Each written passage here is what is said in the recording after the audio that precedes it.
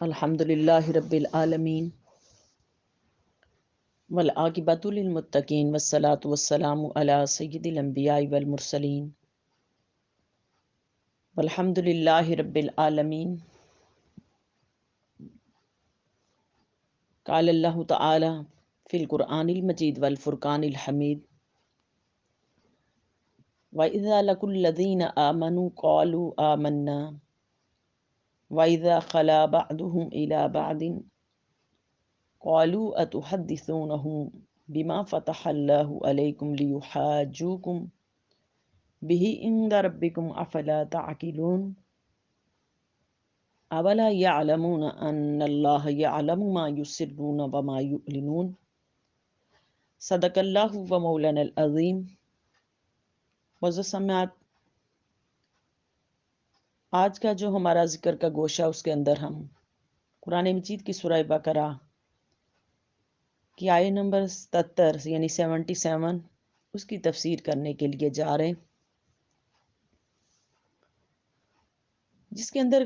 رب کائنات نے ارشاد فرمایا وَإِذَا لَقُوا الَّذِينَ آمَنُوا۔ اب قالوا آمنا، اس آیت کریمہ کے اندر منافقین کا احوال بیان ہو رہے ہیں، منافق یہودیوں کے اور منافقین کے احوال بیان ہو رہے ہیں۔ ارشاد فرمایا کہ وَإِذَا لَقُوا الَّذِينَ آمَنُوا، جب یہ منافق ایمان والوں سے ملتے ہیں، منافق یہودی اور منافقین، قالو کہتے ہیں آمنا، ہم ایمان لائے، وَإِذَا خَلَا بَعْضُهُمْ إِلَى بَعْضٍ، جب ایک دوسرے سے آپس میں ایک دوسرے سے ملتے ہیں تو قالو کہتے ہیں أَتُحَدِّثُونَهُم، کیا تم خبر دیتے ہو اس کی، بما فتح اللہ، جو اللہ نے کھول کے بیان کی تمہارے لیے، یحاجوکم بہ عند ربکم، تاکہ یہ لوگ تمہارے اوپر حجت اور دلیل قائم کر رہے ہیں تمہارے رب کے پاس، افلا تعقلون، اور تمہیں عقل نہیں، اولا یعلمون، کیا تم نہیں جانتے، ان اللہ یعلم ما یسرون وما یعلنون، کہ اللہ پاک جانتے ہیں جو کچھ تم چھپاتے ہو اور جو کچھ تم ظاہر کرتے ہو۔ اس آیت کریمہ کا ربط پچھلی آیتوں کے ساتھ چند طرح کا ہے۔ اس سے پہلے آیات کے اندر، آیتوں میں اس سے پہلے حضور علیہ الصلوۃ والسلام کے زمانہ کے یہودیوں کا ایک عیب بیان کیا گیا ہے، اب ان کا دوسرا عیب بیان کیا جا رہا ہے۔ دوسرا عیب ان کا بھی یہ ہے کہ یہ جو نا حضور علیہ الصلوۃ والسلام کے اوصاف کو چھپا رہے ہیں، جو پچھلی کی کتب کے اندر موجود تھے، تورات کے اندر بھی موجود تھے، ان کو چھپا رہے ہیں۔ اور دوسرا تعلق اس سے پہلے بتایا گیا تھا کہ یہود، علماء یہود جو ہے نا بذریعہ قلم تو لوگوں کو ایمان سے روکتے رہے، یعنی قلم کے ذریعے جہاں حضور علیہ الصلوۃ والسلام کے اوصاف تورات کے اندر لکھے گئے تھے، بیان کیے گئے تھے، ان کو مٹا کے نئے اوصاف اپنی طرح سے اس کے اندر رد و بدل کر کے لکھ دیتے، یعنی قلم کے ذریعے روکتے رہے۔ اب فرمایا جا رہا ہے کہ وہ زبانی بھی اس سے روک تھام کرتے ہیں، یعنی کہ آپس میں جب ملتے ہیں تو زبانی بھی اس کی روک تھام کر رہے ہیں۔ اور تیسرا تعلق پچھلی آیت کے ساتھ اس طرح ہے کہ پہلے ایک دلیل سے مسلمانوں کو یہودیوں سے مایوس کیا گیا، اب اسی مایوسی کو دوسری دلیل بیان ہو رہی ہے کہ اے مسلمانوں، یہ جو خود تو کیا ایمان لائیں گے، ان کو بھی جو نا یہ گوارا نہیں کہ ان کی ایک جماعت کوئی آدمی اگر حضور علیہ الصلوۃ والسلام کی تعریف بیان کر دے، ان کی جماعت کا کوئی بھی آدمی حضور علیہ الصلوۃ والسلام کی تعریف بیان کر دے تو ان کو وہ تعریف بھی اچھی نہیں لگتی۔ اور چوتھا تعلق پچھلی آیت سے جو نا اس میں ہے کہ یہ تحریف وغیرہ صرف علماء یہود کا ہی کام ہے، یعنی کہ آیتوں کو بدل دینا، تحریف کر دینا، یہ علماء یہود کا ہی کام ہے، ان کی ایک جماعت کہ جو نا وہ ایسے کام کرتی ہے علماء یہود کی کہ وہ اپنی تورات کی آیات کو بدل دیتے ہیں۔ اور ان کے عام لوگ جو نا ان کی بھی خصلت بیان کی جا رہی ہے کہ عام لوگ بھی ایسے خبیث ہیں، ایسی ان کی خصلتیں ہیں، ان کو بھی بیان کیا جا رہا ہے کہ ان میں جو نا عام لوگوں کے اندر یہ بات یہ نہیں ہے، وہ عام لوگ سادہ بھی ہیں کہ وہ نبی کریم صلی اللہ علیہ وسلم کی تعریف بھی بیان کرتے ہیں۔ اب شبہ اس کے اندر دور کیا جا رہا ہے کہ مسلمانوں کی ظاہری تعریف، ان کی نا ظاہری تعریف کو مت دیکھو، ان کی ظاہری تعریف کو مت دیکھو، ان کی تنہائیوں کو بھی دیکھو کہ یہ عام سادہ لوگوں اس کے سامنے آتے تو اس وقت تو تعریف کرتے نبی کریم صلی اللہ علیہ وسلم کی، لیکن جب اپنے علماء کے ساتھ جا کے بیٹھتے تو یہ علماء ان کو خوب ڈانٹتے، ان کو کہتے کیوں ایسے اوصاف بیان کر رہے ہو جا کے۔ اب اس آیت کا شان نزول یہ ہے کہ حضور صلی اللہ علیہ وسلم کے زمانہ میں کچھ یہودی صحابہ کرام سے ملتے تھے، اور ہم بھی اور کہتے تھے آپس میں کہ ہم بھی نبی کریم صلی اللہ علیہ وسلم کی ذات اطہر پر ایمان لے کے آئے جیسے تم ایمان لے کے آئے ہو۔ اور پھر وہ اسی طرح یعنی کہ جو نا تورات میں جو حضور صلی اللہ علیہ وسلم کی صفات بیان کی گئی تھی ان کو بھی بیان کرتے، اور تو یہ جو یہود کے علماء تھے یہ ان کو ملامت کرتے، تو اس پر یہ آیت اتری کہ کیوں تم ملامت کرتے ہو۔ خلاصہ تفسیر اس کا یہ ہے کہ وَإِذَا لَقُوا الَّذِينَ اذا لَقُوا الَّذِينَ آمَنُوا، اس جگہ محرفین یہود مراد ہیں، محرف یعنی کہ جو آیتوں کو بدل دیتے ہیں یہود کے علماء، یہ وہ مراد ہیں کہ جب ایمان والوں سے ملتے ہیں یہود، وَإِذَا لَقُوا الَّذِينَ آمَنُوا ایمان والوں سے، یہاں مراد جو نا منافقین کی، یہود کے منافقین کی جماعت ہے۔ منافق جو ظاہری طور پہ اسلام انہوں نے قبول کیا تھا، اندر وہی بغض اور عداوت تھی، اور یہ یہودی منافق بھی تھے اور دوسرے جو منافق بھی تھے یہ عبداللہ بن ابی کی جماعت بھی، یہ منافقین یہ ان کے ساتھ یہود کے ساتھ مل جاتے، اور اب یہود کے علماء جو تھے جو جانتے تھے تورات کی آیات کو، اب وَإِذَا لَقُوا الَّذِينَ آمَنُوا سے یہ لوگ مراد تھے کہ جو تورات کو تھوڑا جاننے والے تھے۔ اور منافق جماعت جو نا، جب منافق یہودی مخلص مسلمانوں سے ملتے تو ان سے کہتے قالوا آمنا، ہم ایمان لائے، ہم اسی طرح ایمان لائے جیسے آپ لوگ ایمان لے کے آئے نبی کریم صلی اللہ علیہ وسلم پر، ہم ایمان لے کے آئے۔ آگے فرمایا وَإِذَا خَلَا بَعْضُهُمْ إِلَىٰ بَعْضٍ، جب یہ منافقین ایک دوسرے سے ملتے یعنی کہ آپس میں محرفین سے یعنی اپنے علماء سے اور جو تورات کو جاننے والے تھے ان سے ملتے، اور پھر ان سے مل کے وہ ان کو ایسی باتیں بنا کر بیان کرتے اپنے علماء کے ساتھ، جب یہ تنہائی میں بیٹھتے تو وہ کہتے کہ کیوں، یعنی قالوا اتحدثونہم کا فائل دوسرے باز ہیں یعنی کہ ان کے علماء محرفین وہ ہیں، یعنی یہ علماء کھلے کافر ہیں، یعنی منافقین کو روکتے ہیں، اور کس بات سے روکتے ہیں؟ ان کو کہتے کہ آپ جا کے مسلمانوں کو یہ جو کہتے ہو کہ ہم ایمان لے کے آئیں، تمہیں نہیں پتا اتحدثونہ، اب اتحدثونہ اس کا معنی ہے تحدیث، یعنی کہ یہ تحدیث سے بنا ہے، جس کے معنی ہے بات کرنا اور خبر دینا۔ خیال رہی یہ جو کفار ہیں یہ تنہائی ہی میں ملامت کرتے تھے، اعلانیہ ملامت نہیں کرتے تھے، اعلانیہ اگر ملامت کرتے تو ان کی یہ بری عادت یہ مسلمانوں کو پتہ چل جاتی۔ اب یہ جب آپس میں تنہائی میں ایک دوسرے سے ملتے تو اس وقت کیا کہتے؟ اس وقت کہتے تم کیوں جا کے ایسی باتیں مسلمانوں کو بتاتے ہو جو تورات کی ایسی اوصاف جس میں حضور صلی اللہ علیہ وسلم کے بیان کیے گئے، تم کیوں بتاتے ہو جا کے یہ راز، کیوں جو نبوت کا دوسروں کو جا کے بتاتے ہو مسلمانوں کو؟ بما فتح اللہ علیکم لیحاجوکم، اب بما فتح اللہ کہ جو اللہ نے کھول کر تمہارے لیے بیان کیا ہے منافقوں، تم کیوں جا کے مسلمانوں کو وہ احوال بتاتے ہو؟ یعنی کہ تورات کے اندر حضور صلی اللہ علیہ وسلم کے اوصاف کھل کے بیان کیے گئے تھے، اگلے صلی اللہ علیہ وسلم کے جو اوصاف تھے، حضور صلی اللہ علیہ وسلم کا چہرہ کیسا ہوگا، آنکھیں کیسی ہوں گی، آپ کا قد کیسا ہوگا، یعنی کہ یہ تمام اوصاف کو تورات کے اندر بیان کیے گئے تھے۔ آگے فرمایا کہ لیحاجوکم بہی، یہ جو لام ہے لیحاجوکم یہ انجام کے لیے ہے، جیسے کہا جاتا ہے کہ اس نے چوری کی اور جیل خانے کے لیے، یعنی جو نا اب تم نے چوری کی ہے تو اب جیل جانے کے لیے تیار ہو جاؤ، یعنی یہ تمہاری اس خبر دینے کا انجام ہے۔ یحاجو جو نا محاجہ سے بنا ہے، یحاجو محاجہ سے بنا ہے، جس کا معنی ہے مناظرہ کرنا، غالب ہو جانا، مناظرہ کرنا غالب ہو جانا، یعنی مسلمان اس ذریعے تم سے جو نا کیا کریں گے، مناظرہ مقابلہ کریں گے اور تم پر غالب آ جائیں گے۔ لیحاجوکم، اللہ پاک اس کے اندر فرما رہے ہیں کہ اگر تمہیں تورات کے احکامات کا پتہ ان کو چل گیا تو وہ تم سے مناظرہ کریں گے اور تم پر غالب آ جائیں گے،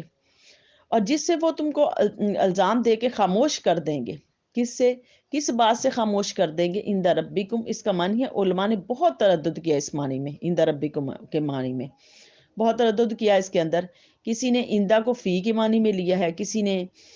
ربکم سے پہلے لفظ کتاب یا جو نا کتاب کا جو حکم پوشیدہ اس کے اندر مانا ہے، کسی نے اندہ کا اعتقاد کا معنی میں لیا ہے اس کو، مگر صحیح توجہ یہ ہے کہ اندہ اپنے ہی معنی میں ہے، اپنی معنی میں ہے کہ اور کوئی لفظ پوشیدہ نہیں اس کے اندر، یعنی قیامت کے دن اللہ تعالیٰ کے سامنے مسلمان تم کو رسوا کریں گے۔ اب یہ اس کے اندر اِنْدَ ربکم کے اندر لیحاجوکم بہ عند ربکم، یعنی کہ قیامت والے دن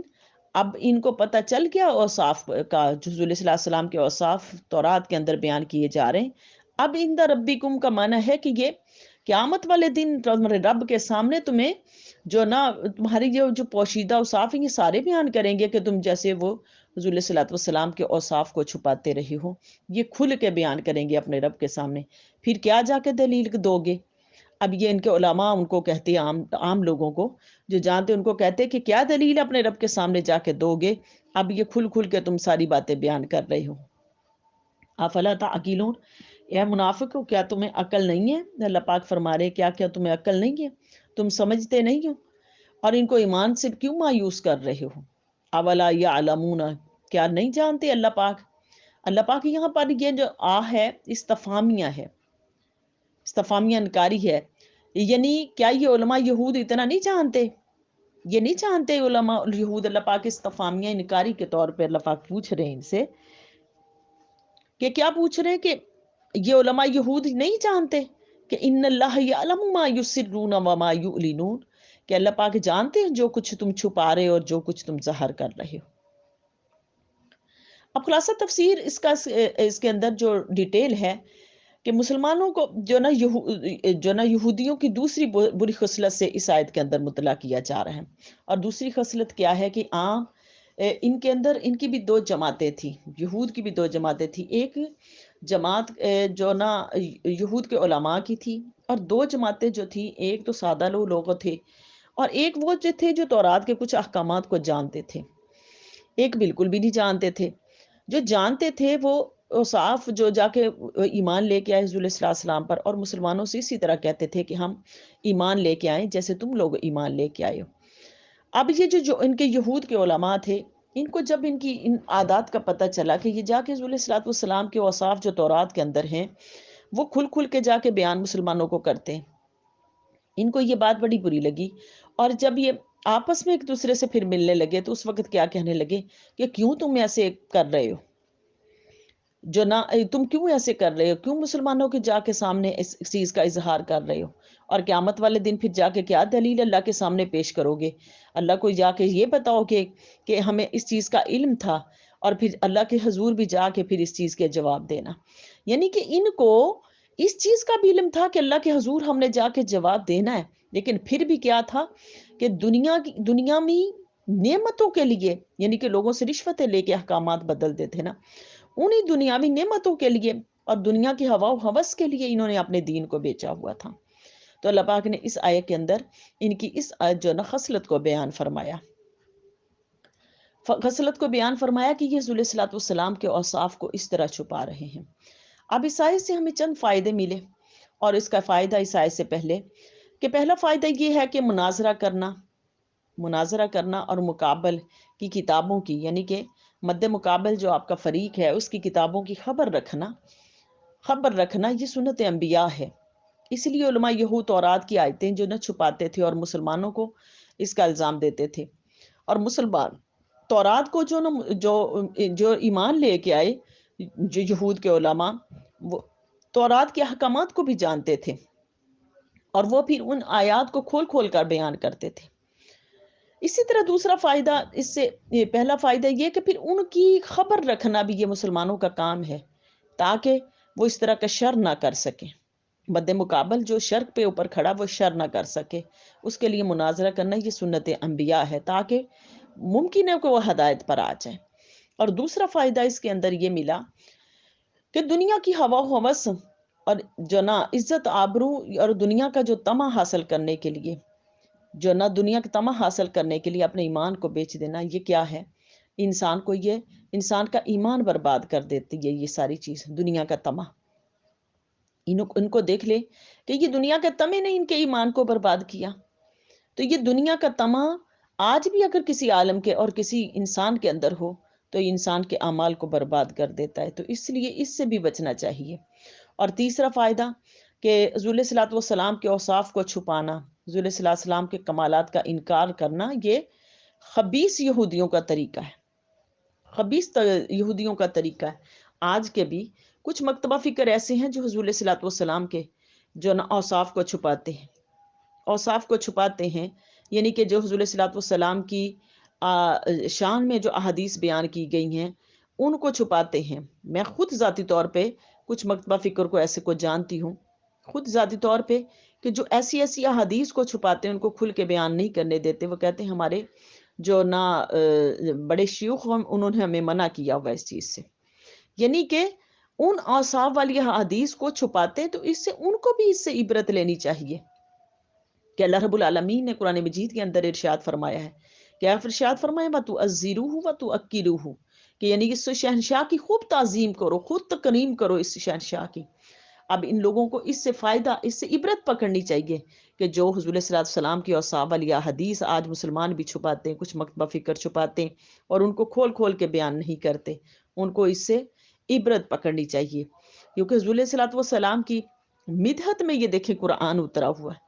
قرآن اترا ہوا ہے، تو اللہ رب العالمین کھول کھول کے قرآن کے اندر حضور صلی اللہ علیہ وسلم کے اوصاف بھی بیان کر رہے ہیں، تو اے مسلمانوں تم بھی بیان کرو۔ اور چوتھا فائدہ اس آیت کے اندر ہے کہ بری نیت سے کتاب اللہ کا پڑھنا بھی حرام ہے، حرام ہے بلکہ کفر ہے۔ دیکھو علماء یہود، یہ جو بنی اسرائیل تھے، یہ دیکھو ان کے حالات دیکھو کہ یہ اوصاف چھپا رہے تھے حضور صلی اللہ علیہ وسلم کے تورات کے اندر، اور یہ فعل ان کا کفر بنا، کفر بنا۔ اسی کے اندر دیکھیں کہ جو نا اگر کوئی حضور صلی اللہ علیہ وسلم کے اوصاف والی وہ آیات جس کے اندر حضور صلی اللہ علیہ وسلم کو جو نا متنبع فرمایا گیا ہے آیات کے اندر، اور جو نا ان کو ہی کو اگر کوئی کھول کے بیان کرے، تو یہ بھی بات جو نا ہمارے فقہا کے نزدیک یہ اچھی بات نہیں تھی۔ جیسے حضرت عمر فاروق رضی اللہ تعالیٰ عنہ، انہوں نے ایک جو نا شخص تھا وہ جو بار بار سورہ عبسہ کی آیتیں ہی پڑھتا تھا، روزانہ آپ سنتے کہ وہ نماز کے اندر سورہ عبسہ کی آیت ہی تلاوت کرتا تھا، تو آپ نے اس کو قتل کر دیا اور اسے کہا یہ تجھے یہ چیز نظر آتی ہے سورہ عبسہ، تمہیں سورہ حجرات، سورہ طٰہٰ اور سورہ فتح یاد نہیں آتی؟ تمہیں یہ نہیں نظر آتی سورہ دہا یاد نہیں آتی؟ تمہیں صرف یہی صورت نظر آتی ہے؟ تو انہوں نے کہا کہ یہ منافق ہے، یہ منافقت کے اندر حضور صلی اللہ علیہ وسلم کی، یعنی کہ جس کے اندر حضور صلی اللہ علیہ وسلم کو جو نا بتایا گیا کہ محبوب آپ ایسا کر لیں، آپ ایسا کر لیں، ایسا کر لیں، تو یہ ایسی آیتیں ہی کھول کے کیوں بیان کرتا ہے، یہ صاحب والی آیتیں کیوں نہیں پڑھتا؟